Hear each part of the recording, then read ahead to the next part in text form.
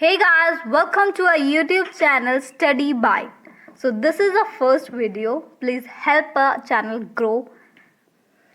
ये जो वीडियो पर हमने बनाया है ये काफ़ी बेसिक नॉलेज पे है, क्योंकि अगर हम किसी भी चीज़ की शुरुआत करते हैं तो उसके लिए हमारा बेस स्ट्रांग होना बहुत ज़रूरी होता है। तो जैसे कि हमें हमेशा एडवाइस मिलती है कि हमें किसी भी कॉम्पिटिटिव एग्ज़ाम की शुरुआत करने के लिए हमेशा 6 to 12 NCERT की बुक्स पढ़नी चाहिए। तो आज का जो ये वीडियो है वो हमने क्लास 6 की ज्योग्राफी की NCERT द हैबिटेट के chapter 1 the earth in the solar system पे बनाया है। तो the earth in the solar system means हमारी पृथ्वी हमारे सौर मंडल में, सोलर सिस्टम।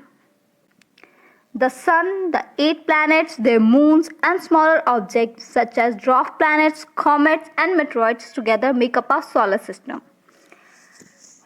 सोलर सिस्टम यानी कि हमारा सौरमंडल जो कि काफ़ी बड़ा है, जिसमें एक सूर्य है, 8 ग्रह, 5 बौने ग्रह, 181 चंद्रमा और लगभग 5,55,300 उल्का पिंड और 3,000 धूमकेतु है। ये सभी चीज़ें सूर्य की ग्रेविटी के कारण बंधी हुई हैं और इसकी परिक्रमा करती हैं। तो जो हमारा सोलर सिस्टम है वो कुछ ऐसा होता है जिसके आप देख सकते हैं कि जो सारे ग्रह हैं वो सब सूर्य की परिक्रमा करते हैं उसके गुरुत्वाकर्षण बल के कारण। द सन यानी कि सूर्य, the sun is the hottest and the largest body in a solar system. It is made up of extremely hot gases. जो सन है, जो सूर्य है, वो काफ़ी गर्म है और काफ़ी लार्जेस्ट बॉडी है उसकी, यानी कि वो सोलर सिस्टम की सबसे बड़ी बॉडी है जो कि एक्सट्रीमली हॉट गैसेस यानी कि गर्म गैसों से मिलके बना है। It is 150 million kilometres away from earth. जो सूर्य है और पृथ्वी के बीच का जो डिस्टेंस है वो लगभग 150 मिलियन किलोमीटर का है। It is the ultimate source of light and energy all across the solar system. हमारे पूरे सौर मंडल में बस एकमात्र यही लाइट और एनर्जी का सोर्स है। The sun is at the centre of the solar system and it is so big that it pulls everything in the solar system together. All the planet, moons and everything in the solar system ultimately revolves around the sun. तो हमारा जो सूर्य है वो इतना बड़ा है, उसका ग्रेविटेशनल फोर्स इतना ज़्यादा है कि सभी चीज़ें उसके परिक्रमा करती हैं। The planets, a celestial body which revolves around a particular star in an orbit and gets all its light and energy from that star is called a planet. It comes from a Greek word planetae, which means wanderers. You can remember their order with the sentence, "My very educated mother just serves us nut." तो जो planets है यानी कि जो हमारे ग्रह है वो एक सेलेस्टियल बॉडी है विच revolves around a particular star in orbit. ये सेलेस्टियल बॉडी है, ये वो खगोलीय वस्तु हैं जो सूर्य की परिक्रमा करती हैं and gets its all light and energy from that star. यानी कि ये सूर्य की परिक्रमा करती हैं और सूर्य, ये जो ग्रह हैं ये सूर्य की परिक्रमा करते हैं, ये खगोलीय वस्तु हैं और अपना जो लाइट और जो एनर्जी है वो इन्हें सूर्य से ही मिलता है। प्लैनेट का ओरिजिन एक ग्रीक वर्ड से हुआ है, प्लैनेटेई, जिसका मतलब वेंडरर्स यानी कि घूमने वाला। और इन प्लैनेट्स के ऑर्डर्स को हम इस ट्रिक के थ्रू याद कर सकते हैं या इसको सेंटेंस ट्रिक जो भी बोल सकते हैं। My very educated mother just serves us nuts. My मतलब इसको हम अगर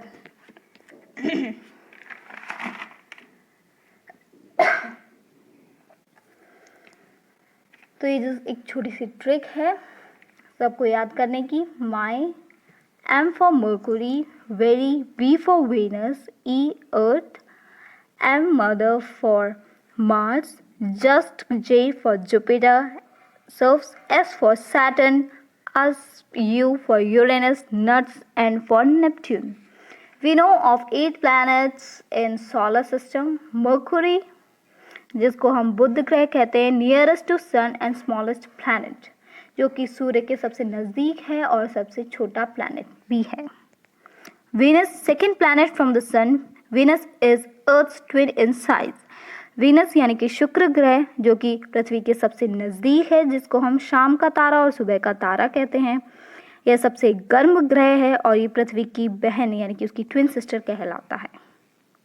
अर्थ जिसको हम ब्लू प्लैनेट भी कहते हैं। मार्स, मंगल ग्रह जिसको हम रेड प्लैनेट के नाम से भी जानते हैं। जुपिटर, बृहस्पति सोलर सिस्टम का सबसे बड़ा प्लैनेट। सैटर्न, शनि जिसको हम अपनी नेकेड आइज से भी देख सकते हैं, यानी कि हमारी जो नॉर्मल आइज हैं इनसे भी हम शनि को देख सकते हैं। Neptune, Varun, Pluto, Yama. All the planets revolve around the sun on the path called orbits, and the closer a planet is to the sun, the smaller is the orbit is. So Mercury takes only 88 days to circle around the sun, but Earth takes 365 days. जो भी ग्रह हैं वो अपनी orbit पे सूर्य की परिक्रमा करते हैं। The closer a planet is to the sun, the smaller its orbit. जो भी ग्रह जिसकी ऑर्बिट सबसे छोटी होगी वही सूर्य के सबसे नज़दीक होगा, यानी कि जिसका पाथ, जिसका रिवॉल्विंग पाथ जो है सबसे छोटा होगा वही सूर्य के सबसे नज़दीक होगा। इसीलिए मरकुरी यानी कि बुध ग्रह का जो सर्कल है या जो सर्कुलर पाथ, उसका ऑर्बिट जो उसकी एक्सिस है वो सूर्य के सबसे नज़दीक मतलब इसीलिए है क्योंकि वो सबसे छोटा पाथ है। और इसीलिए जो बुध ग्रह वो 88 दिन लेता है सूर्य की परिक्रमा करने के, एज कंपेयर टू अर्थ जो कि 365 डेज 365 दिन लेती है। Pluto was earlier considered the 9th planet but is now considered a dwarf planet because it's not big enough to be called a planet and has uncleared debris around it. Pluto की अगर हम बात करें तो Pluto को पहले हम planet consider करते थे 9th प्लैनेट, लेकिन अब वो ड्वार्फ प्लैनेट की कैटेगरी में कैटेगराइज कर दिया गया है क्योंकि वो काफ़ी जो उसका साइज़ है वो एक प्लैनेट के जैसा नहीं रहा है। उसके आसपास डेब्रीज की अगर हम बात करें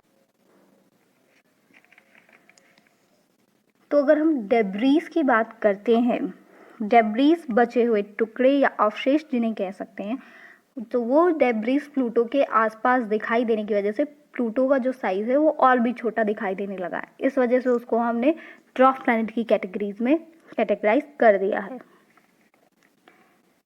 The Earth is the 5th largest planet in the solar system and it is the 3rd planet from the sun. अर्थ जो कि सौरमंडल में 5वां प्लैनेट है और सूर्य के नज़दीक 3रा प्लैनेट है। The Earth isn't a perfect sphere ball-like shape, but it is slightly flattened at the top and the bottom. At the north and the south pole, this shape is called geoid. जैसे कि हमने बचपन से पढ़ा है कि पृथ्वी गोल है, यानी कि उसका जो शेप है वो बॉल जैसा है, स्पीयर जैसा है, लेकिन एक्चुअल में वो बॉल जैसी नहीं है। वो ऊपर से थोड़ी सी और नीचे से थोड़ी सी चपटी है, जिसकी शेप को हम जियोइड कहते हैं। Earth is unique because it is the only planet in a solar system where we believe there is life. This is because the Earth has conditions favorable to life. It has water, moderate, not too hot, not too cold climates, and air full of gases such as oxygen, nitrogen, and carbon dioxide, which are needed by plants and animals. अर्थ को हम unique planet इसलिए कहते हैं क्योंकि यहाँ पे life exist करती है। यहाँ पे हवा है, पानी है, जो कि एक लाइफ के एग्जिस्टेंस के लिए ज़रूरी होते हैं। More than 70% of the earth is covered in water, so when we see it from outer space, the earth appears to be blue and people call it the blue planet. पृथ्वी का जो 70% भाग है वो पानी से ढका हुआ है। जब भी हम पृथ्वी को स्पेस से देखते हैं तो वो एक नीली नीली दिखाई देती है, इसी वजह से वो इसका नाम ब्लू प्लैनेट पड़ा है, क्योंकि इसका जो लगभग 70% भाग है वो पूरा पानी से ढका हुआ है। तो इसी वजह से ये स्पेस से ब्लू दिखाई देती है पानी के कारण, और इसीलिए इसको हमने ब्लू प्लैनेट नाम दिया है। The moon is the Earth's only natural satellite and it revolves around the Earth once every 27 days or so. Moon जो कि एक नेचुरल सैटेलाइट यानी कि प्राकृतिक उपग्रह है और पृथ्वी की परिक्रमा 27 दिन में करता है। Although the moon is smaller than the earth, it is still quite big as its diameter is 1/4 of that of earth. But we see it as small because it is about 3,84,400 kilometers away from us. अगर हम चंद्रमा की बात करें तो चंद्रमा का जो साइज है वो वैसे तो काफ़ी बड़ा है, लेकिन पृथ्वी के डायमीटर से 1/4 हिस्सा है जो उसका है वो उतना ही है।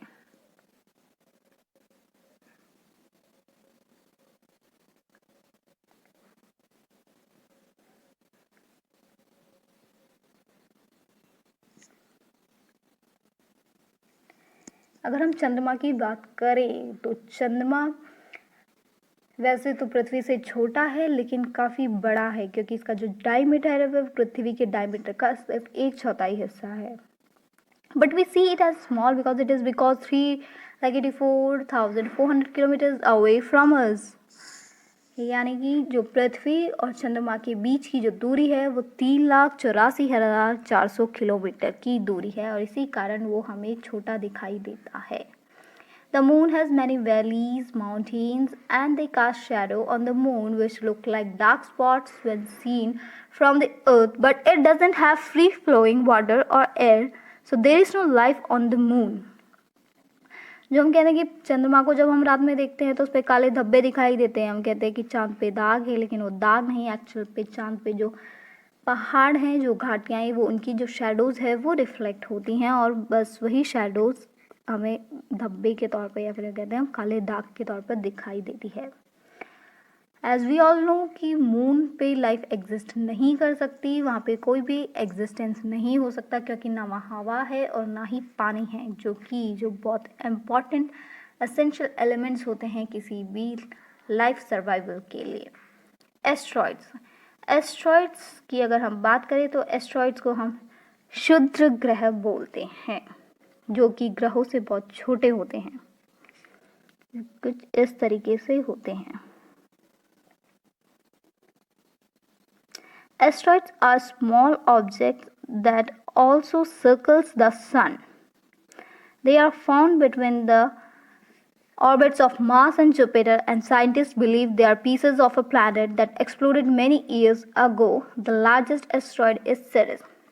क्षुद्र ग्रह जो होते हैं वो ग्रहों से छोटे होते हैं और उल्का पिंडों से थोड़े से बड़े। साइंटिस्ट का मानना है कि ये जो एस्ट्रॉइड्स होते हैं वो हमें मार्स और जुपिटर के ऑर्बिट के बीच में दिखाई देते हैं, यानी कि मंगल और बृहस्पति के जो ऑर्बिट होती है, जो उसकी एक्सिस होती है, उसके बीच में हमें ये दिखाई देते हैं। और उनका मानना है कि इनके बीच में कोई प्लैनेट था जो कि काफ़ी साल पहले नष्ट हो गया है, और उसके बचे हुए जो अवशेष हैं, जो ग्रह के जो छोटे छोटे टुकड़े बचे हैं, वो एस्ट्रॉइड्स हैं। पहला जो एस्ट्रॉइड था वो यूसेप पियाजे ने 1819 में खोजा था, और उसका नाम था Ceres. Meteoroids also circle sun, but they are much smaller than comets. तो अगर हम पहले कॉमेट्स की बात करें, कॉमेट्स क्या होते हैं? कॉमेट्स को हम धूमकेतु कहते हैं, जो कि पत्थर, धूल, बर्फ और गैस के बने छोटे छोटे खंड होते हैं। ज़्यादातर धूमकेतु बर्फ, CO2, मीथेन, एमोनिया और सिलिकेट प्लस कार्बनिक मिक्स के बने होते हैं। ग्रहों के समान ही ये सूर्य की परिक्रमा करते हैं। तो जो कॉमेट्स होते हैं वो कुछ ऐसे दिखाई देते हैं। तो कॉमेट की अगर हम संरचना की बात करें तो कॉमेट को हम 3 उसमें डिवाइड कर सकते हैं, 3 पार्ट्स में। एक उसकी पूंछ, एक उसका केंद्र और एक उसकी नाभि।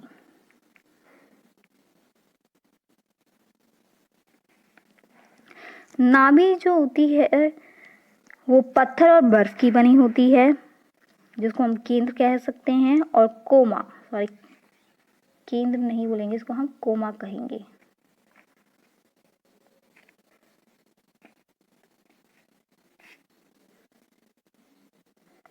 यानी कि जो कोमा होता है, कोमा जो होता है वो नाभि के चारों ओर धूल और गैस के बादलों का बना होता है। यानी कि ये जो नाभि होती है इसके चारों तरफ जो धूल और गैस के बादल होते हैं उसे हम कोमा कहते हैं।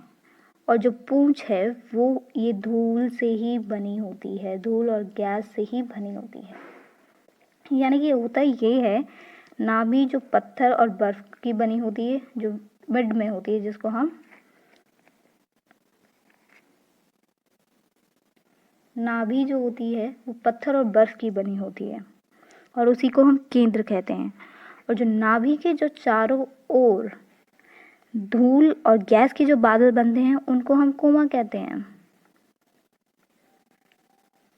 और जो कोमा प्लस नाभि से मिलके बनी होती है वो होती है इसकी पूंछ। जैसे ही पुच्छल तारे में से वो जैसे ही धूमकेतु या फिर उसको जो हम पुच्छल तारा कहते हैं, जैसे ही उसके अंदर की जो धूल और जो गैस के जो बादल होते हैं वो इवेपोरेट होने लगते हैं तो वो गैसेस बाहर आने लगती हैं और बाहर आती हैं तो वो फिर पूंछ की शेप ले लेती है। तो इसीलिए ये पूंछ बनती है और इसी वजह से इसे पुच्छल तारा यानी कि पूंछ वाला तारा कहा जाता है। तो meteoroids are also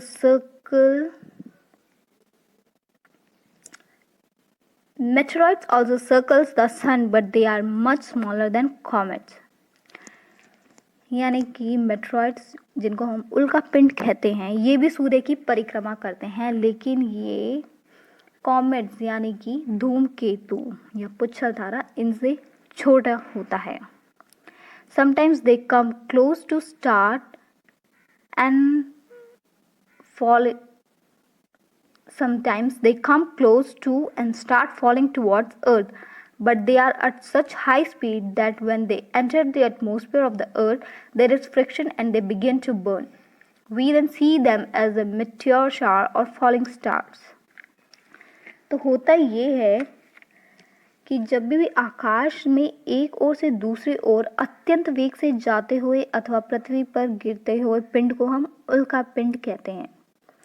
तो जब भी ये हमारी पृथ्वी के वायुमंडल में एंटर करता है तो इसमें एक बहुत तेज घर्षण होता है और एक बहुत तेज चमक पैदा होती है, जिसकी वजह से ये तारे जैसा चमकता है। और इसको जब ये टूट के गिरता है तो हम कहते हैं भाई तारा टूटा है, फॉलिंग स्टार्स। लेकिन ये एक्चुअल में टूटता हुआ तारा नहीं होता, ये पिंड होता है जिसको हम लूका भी कहते हैं। Sometimes a meteor doesn't get burnt up before it reaches the land. Instead, it crashes on Earth and creates a crater, a big hole. कभी कभी ऐसा होता है कि ये जो उल्का पिंड होता है या तो ये पृथ्वी को छू के निकल जाता है या फिर ये जब भी पृथ्वी पे गिरता है तो ये इतना तेज घर्षण नहीं होता, उसमें इतना फ्रिक्शन नहीं होता कि ये एकदम से तेज आए या फिर इसमें चमक आए या फिर ये जलता हुआ हो। तो ये जब पृथ्वी पे गिरता है, जब इसमें इतना वेग नहीं होता, इतना तेज चमक से ये जब नहीं गिरता, इतने घर्षण से जब नहीं गिरता, तो ये जहाँ पर गिरता है वहाँ पर एक खड्डा बना देता है और उस खड्डे को हम कार्टर कहते हैं।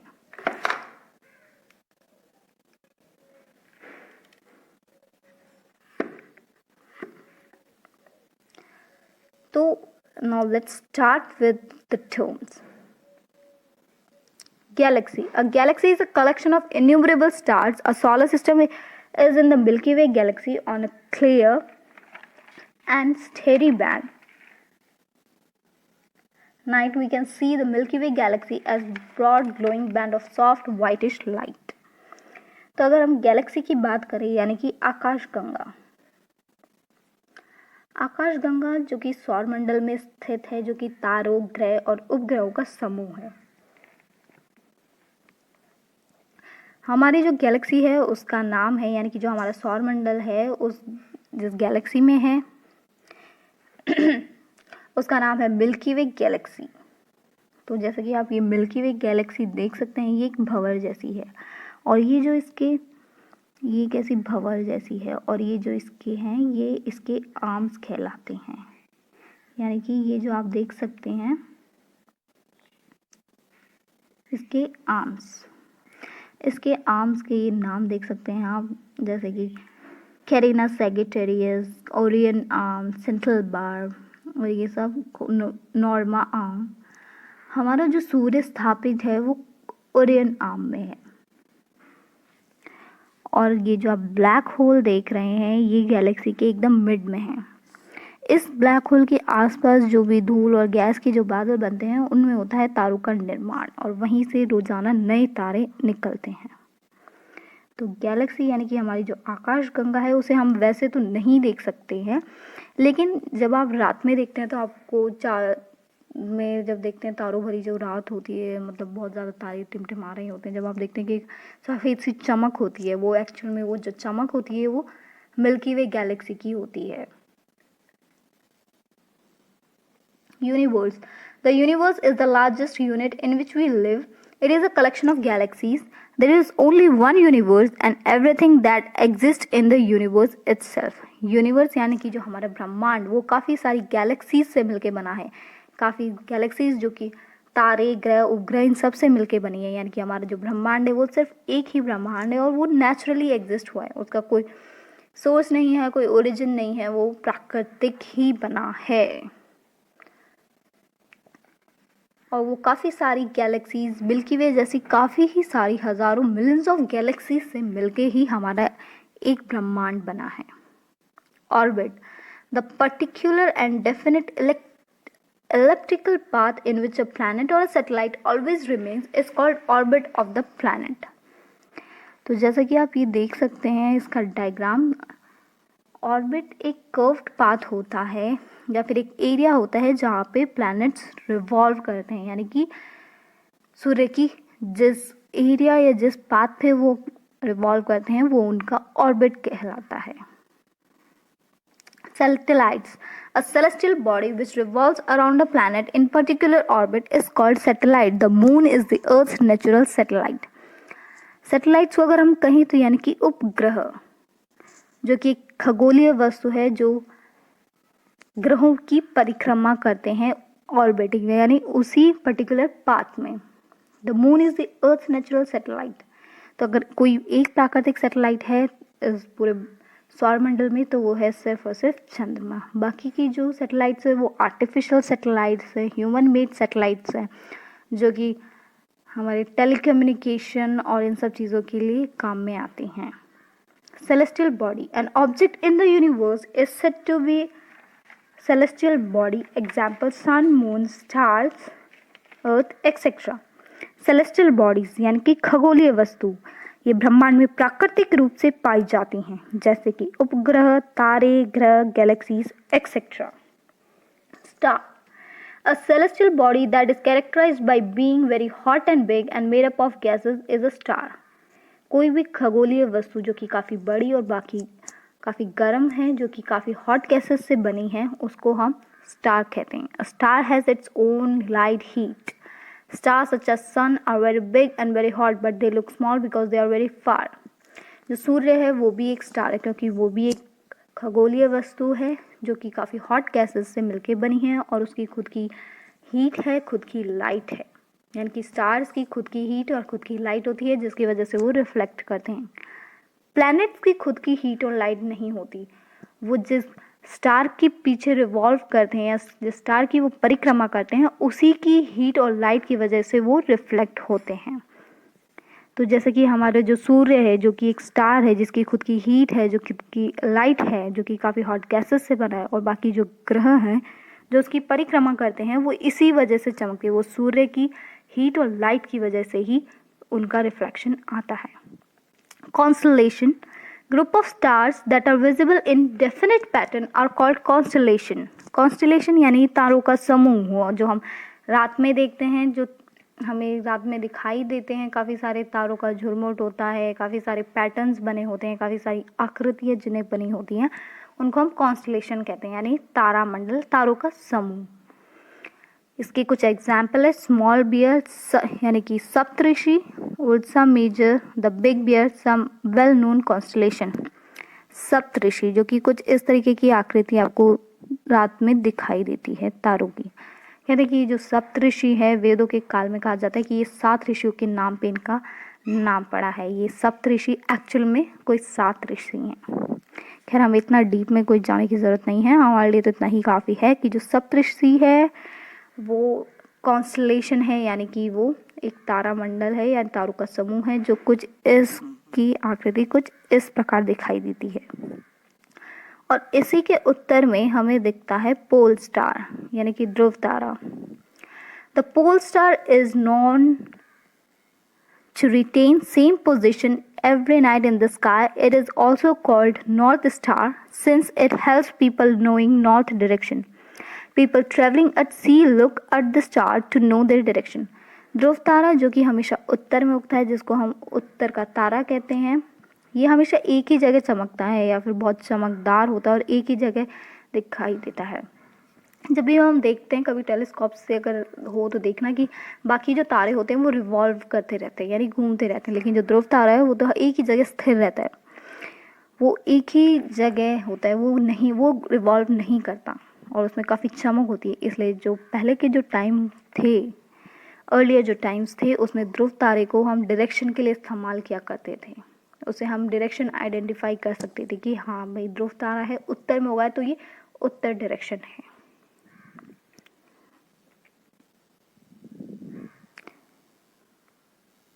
जैसे कि आप देख सकते हैं सप्तऋषि के उत्तर में जो आप पोलरिस देख सकते हैं वही ध्रुव तारा है।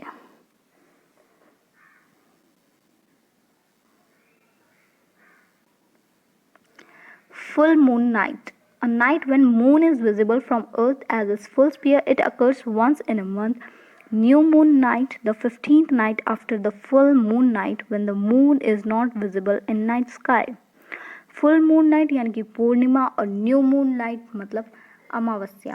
जैसे कि चंद्रमा की 16 कलाई होती है जिसमें वो घटता और बढ़ता रहता है, तो अमावस्या से पूर्णिमा से वो घटना शुरू होता है, घटते घटते वो एकदम बिल्कुल गायब हो जाता है, जिसको हम अमावस्या कहते हैं। और फिर अमावस्या से एक नई चांद फिर अपनी आकृति लेना शुरू करता है और बढ़ते बढ़ते वो पूरी आकृति ले लेता है, जिसे हम पूर्णिमा कहते हैं।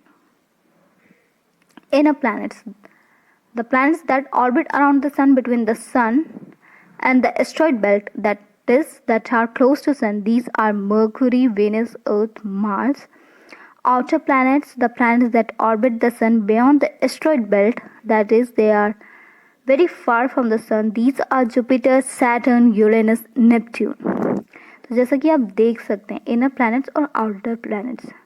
इनर प्लैनेट्स जो कि सूर्य के पास हैं, जो कि सूर्य और एस्ट्रॉइड बेल्ट्स जो हैं, जैसा कि आप ये देख सकते हैं, ये जो बेल्ट्स एस्ट्रॉइड बेल्ट्स जिसे हम कहते हैं कि वो एस्ट्रॉइड मार्स और जुपिटर के बीच में आए थे, तो ये जो एस्ट्रॉइड बेल्ट है, जो एस्ट्रॉइड बेल्ट के बीच में आते हैं यानी कि जो एस्ट्रॉइड बेल्ट के अंदर आते हैं वो सारे इनर प्लैनेट और जो एस्ट्रॉइड बेल्ट के बाहर आते हैं वो सारे आउटर प्लैनेट्स कहलाते हैं, जो कि सूर्य से दूर है। और जो एस्ट्रॉइड बेल्ट और सूर्य के नज़दीक हैं वो सारे इनर प्लैनेट्स हैं।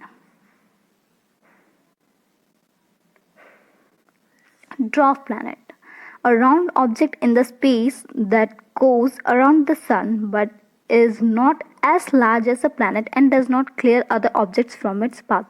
ड्वार्फ प्लैनेट्स जैसे कि हमने कहा बोनी ग्रह यानी कि प्लूटो, जिसको 3 सितंबर 2006 को ड्वार्फ प्लैनेट की कैटेगरी में डाल दिया गया है। वो इसलिए क्योंकि ये बहुत छोटे होते हैं और अगर इनके ऑर्बिट में या फिर इनकी जो पाथ में अगर कुछ हिंड्रेंसेस आ जाएं या फिर कोई भी अगर ऑब्जेक्ट आ जाए तो ये इसे हटाने में सक्षम नहीं है।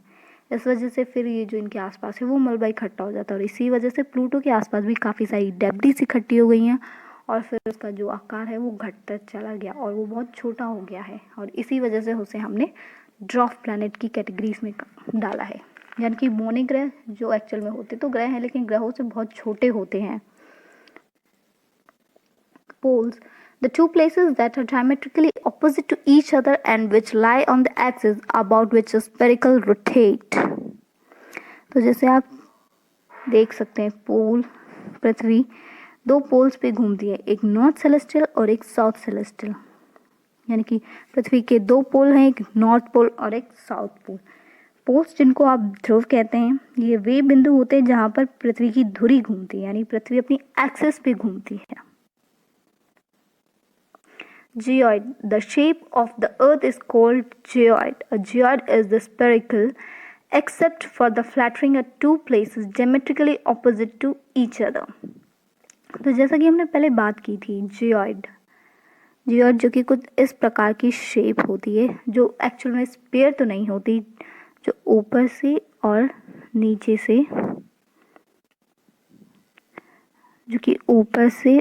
से थोड़ी सी चपटी होती है. इस वजह से हम नहीं बोलते कि पृथ्वी गोल है. पृथ्वी की जो शेप है वो जियोइड है, यानी कि कुछ इस तरीके से थोड़ी सी चपटी है ऊपर से और नीचे से.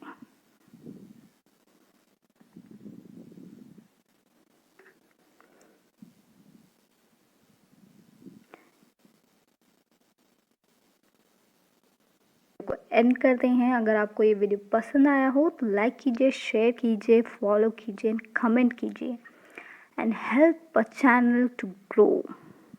We all need your support to grow our channel and help us reaching 1000k. So please like, share, subscribe, follow and comment down in the comment section. Thank you.